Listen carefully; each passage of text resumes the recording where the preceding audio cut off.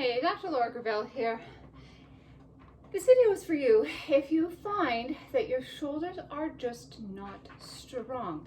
What I mean by strong is that when you stand up, it really takes a lot of effort, that you feel your shoulders are rolling forward, or there's this difference between side to side.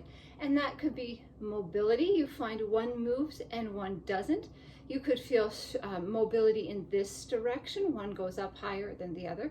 You could even feel strength, that you can do something with this shoulder, like maybe an overhead press, and this one just is really wobbly. So there's a stability factor that's different. Also, if you notice that, or somebody else notices, that your shoulder blades, scapula, one may be winged out a little bit. It's usually seen from the back side, and you can they just look unlevel and they look like one is not sitting properly. So these two exercises are for you if you, number one, sit at the desk all day and just want those shoulders to come back, or do notice some asymmetry or difference between side to side. So get yourself a tubing. They're relatively inexpensive and very easily to get. The first one, I'm going to stand sideways to show you.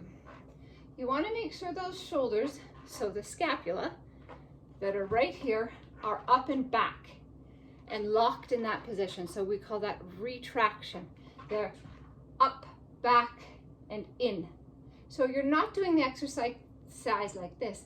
Those shoulder blades are up, back, and in, like you're squeezing an apple or a pencil between your shoulder blades, like this. So then, and only then, do you get your tubing.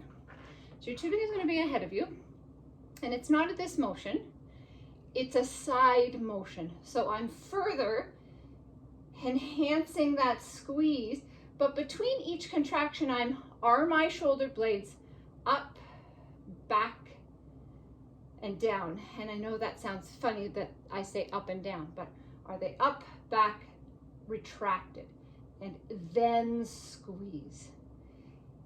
There's always a level of contraction, because if I had the band out here, there'd be very little resistance. So you have to shorten your grip. If I did this, there's nothing. So I have to shorten the grip enough so that your arm length gives you resistance through the whole motion. So it may just be a small motion, and that's fine to get those small muscles contracting and working that hold that scapula in place. You're going to feel like you not only went to the gym and worked out, but it's a very small muscle. It's not like working out your legs, but man, that back's going to feel it. So number two, same idea, tubing. Shoulders up, back, down, retracted. We're going overhead. I'm not sure if you can see me. I'll bend down a little bit for this. So up overhead, we're squeezing this way. I am pulling it behind, but I'm ensuring are my shoulder blades up, back, retracted, and then I begin. See me shaking? That's how hard this is when you have the right resistance through the full range of motion. And really focus on